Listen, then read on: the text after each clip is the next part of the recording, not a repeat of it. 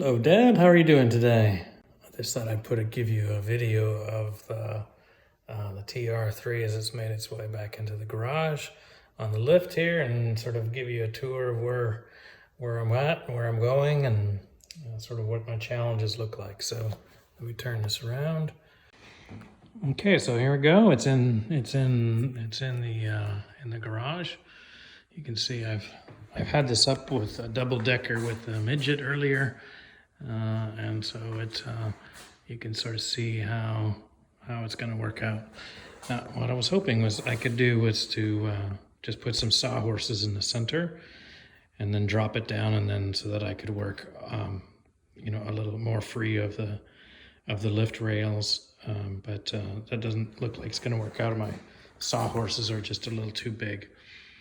In any case, here we go. This is the side. I'm going to start working on the back first. So I'm going to work my way from the back to the front. And so I thought I went into my storage unit today and picked up my two best rear fenders. And rust-wise, they're actually in really, really excellent shape. There's a few dings and dongs here. So I'm sure this is just from storage. And this front end doesn't fit real well because it's been mangled and twisted, so hopefully that will come out as I take the perfect timing for the compressor to kick in. So anyways, I'm hoping that when I take this twist out, take out these storage dings, that it will sort of bring that front end down. Otherwise I'll have to work that. Overall though, it's in pretty good shape. Usually these things are very highly corroded down in the bottom because there's a aluminum splash guard, and then everything rusts behind it. So these are actually in pretty decent shape.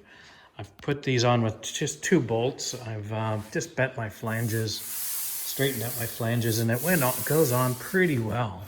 And so I'm actually pretty happy with the overall fit of this particular fender. All I had to do was really straighten out some dents, and it went back on pretty well. So my guess is that I will just be able to do some body work and hammer dolly work on this fender, and it will be just about ready to go, provided I can get this twist out in the front here. You can see there's a kink here and a kink here. So if I can get those out, I'm hoping that this will sort of straighten itself out. Once I take this off, my next, here, maybe I'll go around to the other side, since doesn't have a fender on it. I haven't put that one on yet. Show you better what I'm gonna be working on here next. So overall, sorry about that. This is this back panel. There's a support brace here. And it's all corroded all the way through. I can stick my finger from the bottom, from the side, from the back. So all of that needs to come out. This end panel here, this closure panel, is I can purchase that. It's got a nice stamping in it, which I wouldn't be able to make very easily on my own. So my next plan will be to more or less sort of grind away all this paint and reveal where the spot welds are. Once I get those spot welds, I'll just be able to drill them out, start to disassemble this. There's lots and lots of sandwich rust between those panels back in here, so I'm going to end up disassembling this as much as possible without taking it all apart. But I'm going to go as far as I think I need to. This piece that you see across here, I'm going to keep flipping you here. This piece that you see across here is a tire well for the spare tire. And there's some rust through on both ends and some on the bottom. So it's gotten quite thin.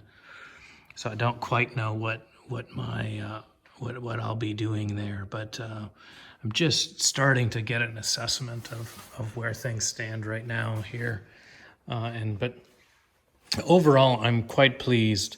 There's lots of dings and dongs, but those should be quite easy to fix. And that's just hammer dolly work. The rear floor also looks like it's in pretty good shape.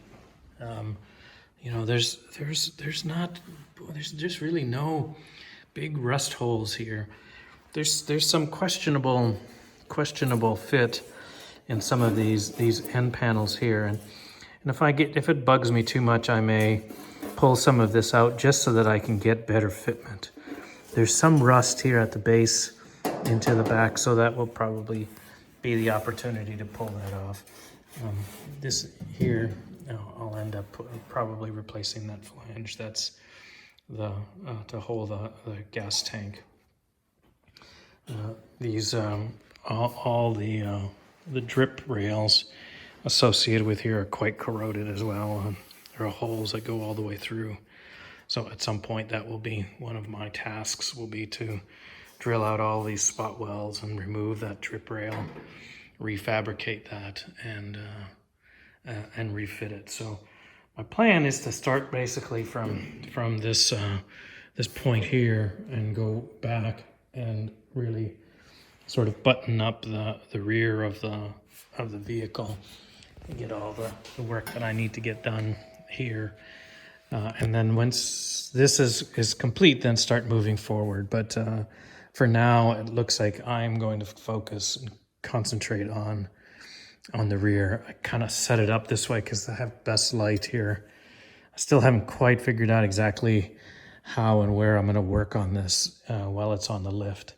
But that's something that I'm keep thinking about and wondering about. So I want to have all that done, sorted, and then I may do some of the front, go straight to the front after that.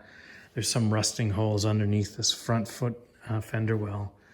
The battery box has got lots and lots of holes in it, so that'll be, well, it's one big hole, I guess. So that'll be a fairly straightforward replacement, or I may do a repair. We'll just have to wait and see. But in any case, Dad, there you go. There it is. You can sort of see it in a little bit more detail, and I will continue to try to do some of these videos so that you can see better, especially when I start getting into these specialty sections here where you know, I'm starting to disassemble everything and take it apart. In fact, I'll be able to go back and look at some of these videos when I can't remember what the hell I did. So anyways, take care, Dad. We'll talk to you this weekend. Bye-bye.